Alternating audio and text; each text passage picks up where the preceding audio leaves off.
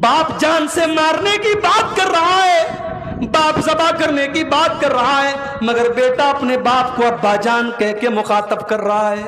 او لوگو، آج کتنے سماج میں باپ ہیں، کتنے بوڑھے باپ ہیں جن کے کان ترس جاتے اپنے بچوں کے منہ سے ابا جان کا لفظ سننے کے لیے۔ کتنی مائیں جو ترس جاتی ہیں ان کا بیٹا 5 منٹ کے لیے ان کے پاس بیٹھ کر کے اماں جان کہہ کر کے محبت سے بات کر لے۔ وہ پیسہ کمانے والوں، تیرے ماں باپ کو تیرے پیسوں کی ضرورت نہیں ہے، وہ دولت کمانے والوں، تمہاری دولت کی تمہارے ماں باپ کو ضرورت نہیں ہے، انہوں نے تو اپنے خون سے تم کو پالا ہے، انہوں نے تو اپنے خون جگر سے تمہاری پرورش کی ہے۔ ارے محبت کے 2 بول تو بول دو اپنے ماں باپ سے، محبت کے 2 بول تو بول دو اپنے ماں باپ سے، 5 منٹ بیٹھ کر کے اپنے ماں باپ کی باتیں تو سنو۔ کبھی کبھی آپ جب ماں کے پاس بیٹھیں گے نا، بوڑھی ماں جب عمر زیادہ ہو جاتی ہے تو بوڑھی ماں فالتو باتیں کرتی ہے، فالتو باتیں، اپنی باتیں، اپنی سہیلیوں کی باتیں، محلے کی باتیں، تو ماں کی وہ فالتو باتیں بھی بیٹھ کر کے سنا کرو۔ آپ جب ماں کی باتوں کو غور سے سنیں گے نا تو ماں کو اچھا لگے گا۔ اس کی باتیں آپ کے مطلب کی نہیں ہے بھائی، آپ کی بوڑھی ماں آپ سے آپ کے کاروبار کی بات تھوڑی کرے گی، آپ کے بزنس کی بات تھوڑی کرے گی، وہ تو بوڑھی ہو چکی ہے، وہ اپنے مطلب کی بات کرے گی۔ اس بوڑھی ماں کی بات کو تم غور سے سنو، اس کو اسی میں مزہ آئے گا، اس ماں کے دل کو خوشی ملے گی۔ ایک جگہ 2 بھائی تھے، ایک بھائی اپنی ماں کو بہت پیسہ دیتا تھا، دوا علاج کرتا تھا، اور ایک بھائی جو تھا وہ ڈیلی ماں کے پاس آدھا گھنٹہ بیٹھتا تھا۔ تو جو بھائی اپنی ماں کے اوپر لاکھوں روپے خرچ کرتا تھا، ماں اس کی تعریف نہیں کرتی تھی، ماں اس بچے کی تعریف کرتی تھی جو آدھا گھنٹہ ڈیلی اس ماں کے پاس بیٹھتا تھا، کیونکہ ماں کو تیری دولت سے زیادہ، تیرے پیسے سے زیادہ ماں کو تیرے ٹائم سے، تیری باتوں سے انسیت ہے۔ حضرت ابراہیم کا بیٹا اپنے باپ سے کہتا ہے، اے ابا جان، اے میرے باپ، اے ابا جان، افعل ما تؤمر، اے ابا جان آپ کو جو حکم ملا ہے آپ کر ڈالیے۔ یہ نہیں کہا کہ جو خواب میں دیکھا ہے وہ کر ڈالیے، کہا ہے ابا جان آپ کو جو حکم ملا ہے آپ کر ڈالیے۔ اس کا مطلب اسماعیل بھی سمجھ گئے کہ یہ اللہ کا حکم ہے، اسماعیل سمجھ گئے کہ میرا باپ اللہ کا نبی ہے، اور ایک نبی کا خواب جھوٹا نہیں ہوتا ہے، میرے باپ نے اگر خواب میں دیکھا ہے تو یہ اللہ کا حکم ہے۔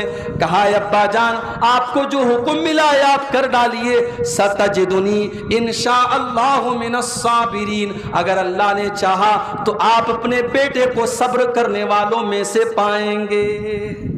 یہ نہیں کہا کہ میں بہت بڑا آدمی ہوں میں صبر کر لوں گا، کہا اگر اللہ نے چاہا، میری اوقات نہیں ہے، میری بڑائی نہیں ہے، اگر اللہ نے چاہا تو آپ اپنے بیٹے کو صبر کرنے والوں میں سے پائیں گے۔ اب بڑے غور سے سننا بڑھتا اللہ والوں، قرآن نے جو لفظ نقل کیا ہے فَلَمَّا أَسْلَمَا وَتَلَّهُ لِلْجَبِينِ، جب دونوں باپ بیٹے اسلام لے آئے، جب دونوں باپ بیٹے اسلام لے آئے، جب دونوں باپ بیٹے اللہ کے حکم کے آگے جھک گئے اور باپ نے بیٹے کو پیشانی کے بل لٹایا، پتہ یہ چلا کہ مسلمان ہونے کا مطلب گوشت کھانا نہیں ہے، مسلمان ہونے کا مطلب لنگی پہننا نہیں ہے، مسلمان ہونے کا مطلب ٹوپی لگانا نہیں ہے، مسلمان ہونے کا مطلب یہ ہے جب اللہ کا حکم آ جائے، جب رسول کا حکم آ جائے تو اپنی مرضی پر نہ چل کر کے اللہ کی مرضی پہ چلا جائے۔ اسلام اس کا نام ہے۔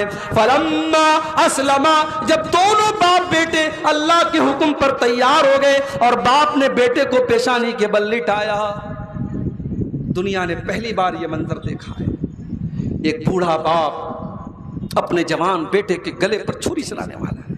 یہ تو ہم جانتے ہیں کہ چھری نہیں چلی، ابراہیم نہیں جانتے تھے، اسماعیل نہیں جانتے تھے۔ اسماعیل تو یہ سوچ کر کے لیٹے تھے کہ آج میری جان گئی اللہ کی راہ میں، اور ابراہیم نے یہ سوچ کر کے چھری چلائی تھی کہ آج میں اپنے بیٹے کو اللہ کے لیے ذبح کر رہا ہوں۔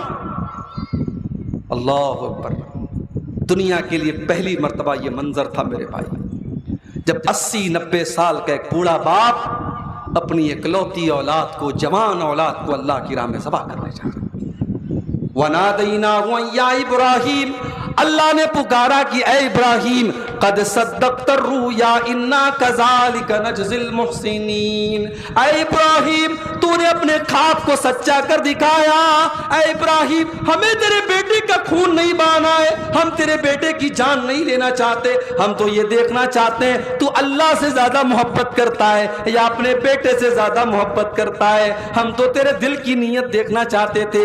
ان ھذا لہو البلاء المبین. اے ابراہیم یہ بہت بڑا امتحان تھا جس میں تو کھرا اتر گیا. ایگزام لینے والا, امتحان لینے والا کہہ رہا ہے امتحان بہت سخت تھا. میرے بھائیو اللہ کہہ رہا ہے کہ ابراہیم یہ امتحان بہت سخت تھا جس امتحان میں تو کھرا اتر گیا. میرے بھائیو قربانی کرنے کے ٹائم ہمیں ابراہیم کا وہ جذبہ بھی یاد رہنا چاہیے. قربانی ہمیں یہ سبق بھی دیتی ہے اللہ کے فرما بردار بنو. فَلَهُ أَسْلِمُوا. صرف جانور ذبح کرنے والے مسلمان مت بنو, نمازی مسلمان بنو, ایماندار مسلمان بنو, سچے مسلمان بنو, اللہ کے فرما بردار مسلمان بنو. کتنے علماء کا فتویٰ موجود ہے بے نمازی کی قربانی جائز نہیں ہے. بڑے بڑے علماء کا فتویٰ موجود ہے بے نمازی کی قربانی صحیح نہیں ہے, قبول نہیں ہوگی. اگر آج ہمارے علاقے میں یہ فتویٰ عام کر دیا جائے, کتنے لوگ ایسے ہیں بیچارے جو محروم ہو جائیں گے, ان کی قربانی کا کوئی مطلب نہیں رہے گا. میرے بھائیوں قربانی کا یہ دوسرا سبق ہے کہ آپ اللہ کے فرما بردار بنیے, آپ اللہ کے وفادار بنیے. اور آگے بڑھیے. قربانی کا تیسرا سبق وَبَشِّرِ الْمُخْبِتِينَ. اے میرے نبی قربانی کرنے والوں کو یہ بھی بتا دیجئے کہ تمہیں اللہ تعالیٰ کے آگے جھکنے والا بننا ہے, تمہیں تواضع والا بننا ہے, تمہیں اپنے مزاج میں نرمی اختیار کرنے والا بننا ہے, تمہیں تکبر کرنے والا گھمنڈی نہیں بننا ہے. کیا مطلب؟ جانور کے گلے پر آپ نے چھری چلا دی, لیکن آپ کے اندر جو شیطان بیٹھا ہے اس شیطان کے گلے پر کب چھری چلائیں گے؟